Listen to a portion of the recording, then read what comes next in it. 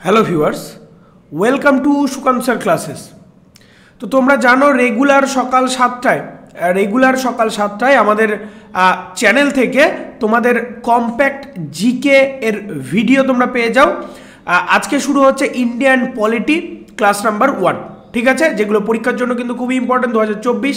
এবং আমরা যে পরীক্ষাকে ফোকাস করছি দেখো ডাব্লিউবিপি, রেলওয়ে, পিএসসি, এর সঙ্গে সঙ্গে অবভিয়াসলি ডাব্লিউবিপির সঙ্গে কেপি হয়ে যাচ্ছে।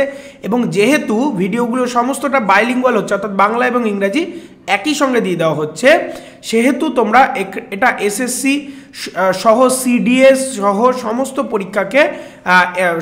পরীক্ষাতে এই ধরনের ভিডিওগুলো কাজে লাগাতে পারো, ঠিক আছে। এবং ম্যাক্সিমামটা পিওয়াইকিউ আকারে হচ্ছে, তোমরা পিডিএফটা আমাদের টেলিগ্রাম চ্যানেলে পেয়ে যাচ্ছ, যেটা লিঙ্ক ডেসক্রিপশনে দিয়ে দেওয়া রয়েছে।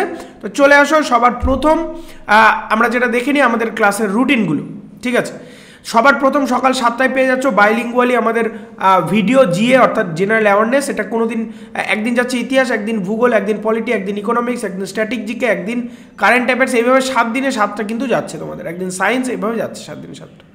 ইংলিশের ভিডিও থাকছে সন্ধ্যে 7টায়, একদম কম্প্যাক্ট সমস্ত পরীক্ষাটা থেকে কভারেজ দেবে। সায়েন্সের কম্প্যাক্ট ভিডিও থাকছে রাত 8টায়। রেলওয়ে স্পেশাল কিন্তু ভিডিওগুলো থাকছে সায়েন্সের ওপর।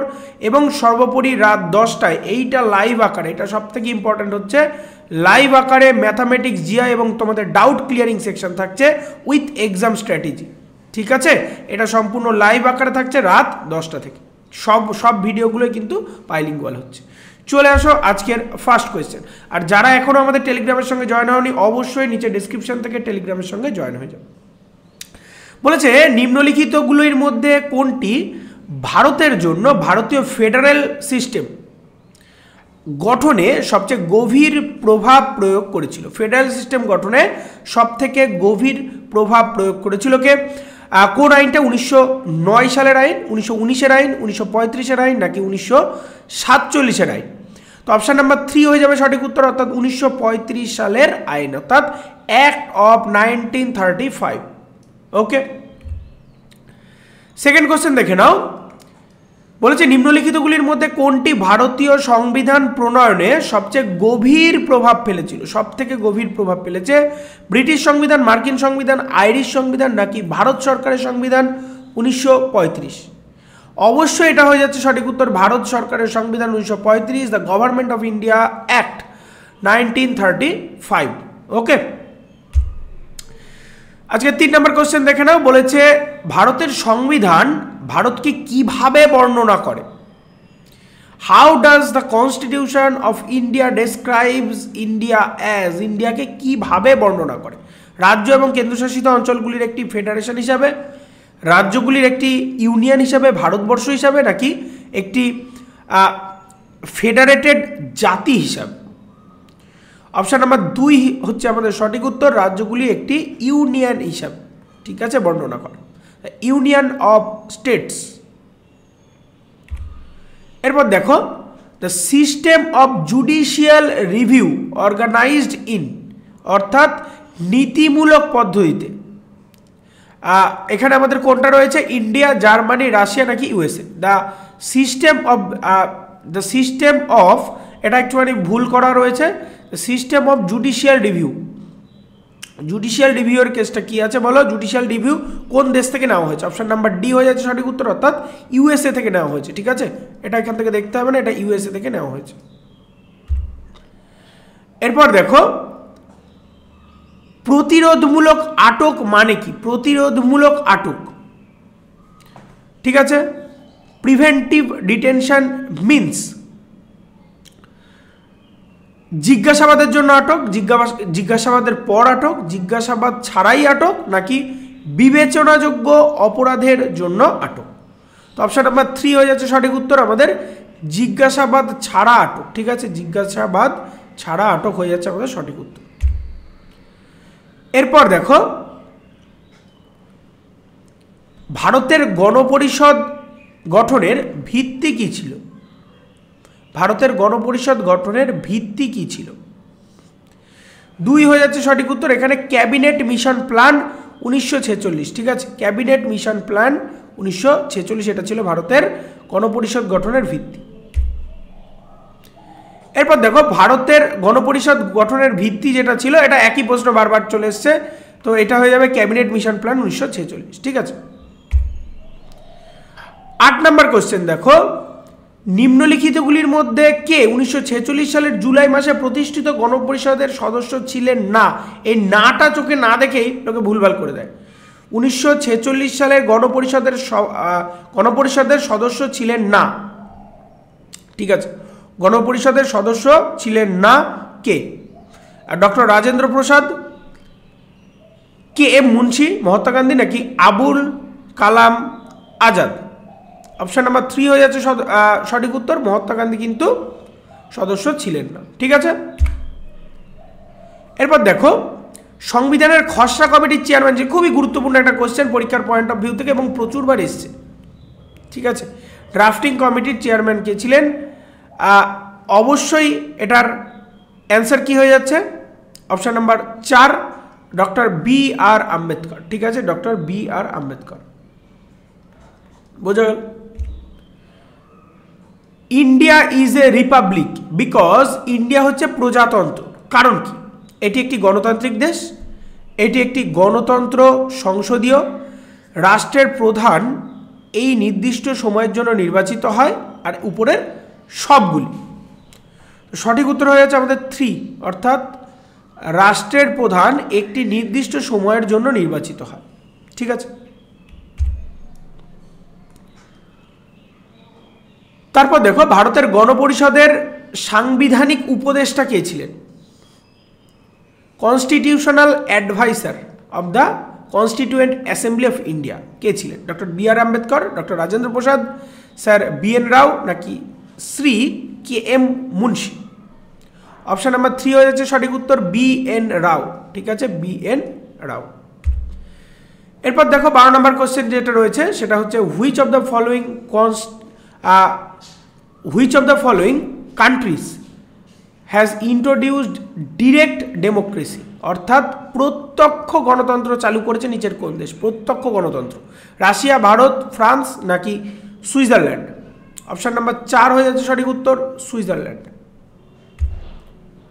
এরপর দেখো ভারতীয় প্রজাতন্ত্রের রাষ্ট্রপতি কে ছিলেন, যিনি ধারাবাহিকভাবে ভারতীয় ধর্মনিরপেক্ষতাকে সার্বভৌম সমভাব, ঠিক আছে, সার্বভৌম সমভাব হিসাবে বর্ণনা করেছিলেন? Doctor S Radhakrishnan, doctor Zakir Hussain, doctor Rajendra Prasad নাকি গাইনি জৈল সিং? অপশন নাম্বার 1 হয়ে যাচ্ছে সঠিক উত্তর, ডক্টর এস রাধাকৃষ্ণন। এরপর দেখো 14 নম্বর কোশ্চেন, নিচের কোন দেশের একটি অলিখিত সংবিধান আছে? ইউএসএ, ইউকে, পাকিস্তান নাকি ইন্ডিয়া? অবশ্যই সঠিক উত্তর ইউকে, অর্থাৎ ইউকে, ইউনাইটেড কিংডমের কিন্তু অলিখিত একটি সংবিধান রয়েছে। 15 নম্বর কোশ্চেন দেখে নাও, the constitution of India was appointed on, মানে ভারতের সংবিধান গৃহীত হয় কবে? ঠিক আছে, ভারতের সংবিধান গৃহীত হয়, খুব ভালো করে মনে রাখতে হবে, 26শে নভেম্বর 1949। ঠিক আছে, 26শে নভেম্বর 1949। ওকে, তো এই ধরনের যে কোশ্চেনগুলো দিচ্ছে এগুলো কিন্তু তোমাদের সমস্তটাই বাইলিঙ্গুয়াল হচ্ছে, তাই না? বাইলিঙ্গুয়াল হচ্ছে এই কারণেই যে অনেকে আমাদের কাছ থেকে চেয়েছিলেন যে শুধু বাংলা দিলে প্রবলেম হয়, সেক্ষেত্রে বাংলা এবং ইংরেজি দুটোতেই দেওয়া হচ্ছে, যার যেটাই সুবিধা সে সেটাকেই স্টাডি করতে পারো। ঠিক আছে, এবং এখন আমাদের টেলিগ্রামের সঙ্গে যারা জয়েন হয়নি অবশ্যই টেলিগ্রামের সঙ্গে জয়েন হয়ে যেতে হবে, নিচে ডেসক্রিপশনে লিঙ্ক দিয়ে দেওয়া রয়েছে, সেখান থেকে জয়েন হয়ে যাও, সমস্ত ভিডিও, পিডিএফ, নোটিফিকেশান, ক্লাসগুলো সব ওখানে তোমরা পেয়ে যাচ্ছ। এরপর দেখো 16 নম্বর কোশ্চেন দেখে নাও, নিচের কোনটি ভারতীয় ফেডারেশন এবং আমেরিকান ফেডারেশন উভয়ের জন্য একটি বৈশিষ্ট্য, মানে একই বৈশিষ্ট্য? ঠিক আছে, অপশন নাম্বার 4 হয়ে যাচ্ছে সঠিক উত্তর। এখানে সংবিধানের ব্যাখ্যা করার জন্য একটি ফেডারেল সুপ্রিম কোর্ট আছে। ঠিক আছে, সংবিধানের ব্যাখ্যা করার জন্য অবশ্যই একটি, দুটোর ক্ষেত্রেই একটা ফেডারেল সুপ্রিম কোর্ট রয়েছে। The constitution of India was framed by, প্রণীত হয়েছিল কার দ্বারা, কোন কমিশন দ্বারা? পরিকল্পনা কমিশন, গণপরিষদ, রাষ্ট্রপতি নাকি ওয়ার্কিং কমিটি? অপশন নাম্বার 2 হয়েছে সঠিক উত্তর, গণপরিষদ দ্বারা এটা গৃহীত হয়েছিল। এরপর দেখো নিম্নলিখিতগুলির মধ্যে কে ভারতীয় গণপরিষদের সভাপতি ছিলেন? President of constituent assembly of India who was ছিলেন, মানে কে ছিলেন গণপরিষদের সভাপতি? অপশন নাম্বার 1 হয়ে যাচ্ছে সঠিক উত্তর, ডক্টর রাজেন্দ্র প্রসাদ ছিলেন। ঠিক আছে, ডক্টর রাজেন্দ্র প্রসাদ। 19 নম্বর কোশ্চেন দেখে নাও, বলেছে একবার একজন বক্তা সর্বদা একজন বক্তা, এই রীতি অনুসরণ কে করেছে? Once a speaker always a speaker, এই নীতিটা কে অনুসরণ করেছে? যুক্তরাজ্য, ইউএসএ, ফ্রান্স নাকি ভারত? অবশ্যই এটা অনুসরণ করেছে যুক্তরাজ্য। ঠিক আছে, ইউকে। ইন্ডিয়ান পেনাল কোড কার্যকর করা হয়েছিল কবে? ইন্ডিয়ান পেনাল কোড কবে কার্যকর করা হয়? অপশন নাম্বার 4 হয়ে যাচ্ছে সঠিক উত্তর, 1862 খ্রিস্টাব্দে। 1862 খ্রিস্টাব্দে হচ্ছে ইন্ডিয়ান পেনাল কোড কার্যকর করা হয়েছে। ভারতীয় সংবিধানে কটি ধারা আছে? কটা ধারা? মোট আর্টিকেলের সংখ্যা কত? এগুলো কিন্তু খুবই কমন কোশ্চেন এবং যে কোনো পরীক্ষায় আসে তোমাদের। ঠিক আছে, 1 নাম্বার হচ্ছে সঠিক উত্তর, অর্থাৎ 395টি মোট আর্টিকেল রয়েছে। ঠিক আছে, আর এই সমস্তটাই কিন্তু আমি PYQ সেশন তুলে কমপ্লিট করছি, অর্থাৎ পরীক্ষায় আসা ম্যাক্সিমামটাই CGL, CHSL, MTS, ঠিক আছে, রেলওয়ে, এই সমস্ত পরীক্ষাগুলো যেগুলো প্রশ্নগুলো এসছে সেই প্রশ্নগুলোকে একসঙ্গে করে আমি তোমাদের জন্য চ্যাপ্টার ওয়াইজ বানিয়ে দিচ্ছি। এরপর দেখো, ভারতের সংবিধান প্রণীত হয়েছিল, ভারতের সংবিধান প্রণীত হয়েছিল তাই constitution of India framed by কোন কমিটি দ্বারা? গণপরিষদ দ্বারা এটা কিন্তু প্রণীত হয়েছিল, বা কনস্টিটিউয়েন্ট অ্যাসেম্বলি দ্বারা। 23 নম্বর কোশ্চেন দেখে নাও, ভারতের আমাদের জাতীয় সঙ্গীত প্রথম কখন কোথায় গাওয়া হয়? সর্বপ্রথম কখন কোথায় গাওয়া হয়? ঠিক আছে, তো অপশন নাম্বার 4 হয়ে যাচ্ছে সঠিক উত্তর, এটা হচ্ছে 27শে ডিসেম্বর 1911-তে কলকাতায় গাওয়া হয় সর্বপ্রথম। এরপর দেখো, ভারতের সংবিধান কার্যকর হয় 1971 সালে। এখানে কি বলেছে? The constitution of India came into force, কবে কার্যকর হয়েছিল? কবে কার্যকর হয়েছিল? 1971 নয়, এটা কিছু নয়, কার্যকর হয়েছিল 26শে জানুয়ারি 1950, 26শে জানুয়ারি 1952, 15ই আগস্ট 1948, 26শে নভেম্বর 1949। ঠিক আছে, অপশন নাম্বার 1 হয়ে যাচ্ছে সঠিক উত্তর, 26শে জানুয়ারি 1950, 26শে জানুয়ারি 1950। এরপর দেখো, জাতি বা কাস্ট শব্দটি উদ্ভূত হয়েছে কোথা থেকে? পর্তুগিজ, ডাচ, জার্মানি নাকি ইংরেজ? তো সঠিক উত্তর হয়ে যাচ্ছে অপশন নাম্বার এ, পর্তুগিজ থেকে। 26 নম্বর কোশ্চেন দেখে নাও, বলেছে বৃহত্তর ভারত, টার্ম গ্রেটার ইন্ডিয়া বলতে কি বোঝায়? রাজনৈতিক ঐক্য, সাংস্কৃতিক ঐক্য, ধর্মীয় ঐক্য নাকি সামাজিক ঐক্য? অপশন নাম্বার 2 হয়েছে সঠিক উত্তর, এটা হচ্ছে সাংস্কৃতিক ঐক্য বোঝায় বা কালচারাল ইউনিটিকে প্রকাশ করে গ্রেটার ইন্ডিয়া বলতে। 27 নম্বর কোশ্চেন দেখো, গণতন্ত্রের দুটি রূপ, গণতন্ত্রের দুটো রূপ কি কি? সংসদীয় এবং রাষ্ট্রপতি, প্রত্যক্ষ পরোক্ষ, রাজনৈতিক এবং প্রজাতন্ত্রের পরে সংসদীয় এবং রাজা, কোনটি হচ্ছে দুটো ফর্ম অফ ডেমোক্রেসি? ডেমোক্রেসির দুটো ফর্ম। অপশান নাম্বার 1 হয়ে যাচ্ছে সঠিক উত্তর, সংসদীয় এবং রাষ্ট্রপতি। ঠিক আছে, parliamentary and presidential. 28 number question দেখে নাও, ভারতের সংবিধান ধারণ করে কতগুলি প্রবন্ধ বা কতগুলি আর্টিকেল ধারণ করে? একটু আগেই বললাম, এগুলো সমস্তটাই পরীক্ষায় আসা বলে এক প্রশ্ন হয়তো একবার দুবার করে চলে এসছে। তো মোট কতগুলি আর্টিকেল রয়েছে? অপশান নাম্বার 2, 395টা আর্টিকেল রয়েছে। 29 নম্বর কোশ্চেন দেখে নাও, বলেছে যা বর্ণনা করেছে BR আম্বেদকর, তিনি এবং আত্মা, অর্থাৎ হি অ্যান্ড সোল, এখানে বর্ণনা কি করা হয়েছে? এখানে বর্ণনা করা হয়েছে সাংবিধানিক প্রতিসাম্যের বা প্রতিকারের, সংবিধানের প্রতিকারের অধিকার। ঠিক আছে, সংবিধানের প্রতিকারের অধিকারকে বর্ণনা করা হয়েছে। এরপর বলেছে ভারতে গাই নাগরিকত্ব অর্থাৎ সিং সিটিজেনশিপ, ঠিক আছে, কোথা থেকে অ্যাপয়েন্টমেন্ট করা হয়েছে? ইংল্যান্ড, কানাডা, ইউএসএ নাকি ফ্রান্স?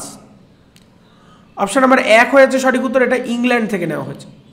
ঠিক আছে, তো আজকের ভিডিও এই পর্যন্তই। ভিডিওগুলো ভালো লাগলে অবশ্যই লাইক করো, সাবস্ক্রাইব করে বেল আইকন প্রেস করে রাখো, কমেন্ট করো তোমাদের যা যা কমেন্ট রয়েছে, এবং আমাদের চ্যানেলে যেই ক্লাসগুলো চলছে তার প্লেলিস্ট আমাদের বানানো আছে। তার সঙ্গে সঙ্গে তোমাদের আমি প্রথমেই ভিডিওর শুরুতেই বলে দিয়েছি কী কী ক্লাস চলছে। ঠিক আছে, আর আমাদের সঙ্গে যুক্ত থাকতে অবশ্যই টেলিগ্রামের সঙ্গে জয়েন থাকো, সমস্ত ভিডিও পিডিএফগুলো ওখানে প্রোভাইড করে দেওয়া হচ্ছে।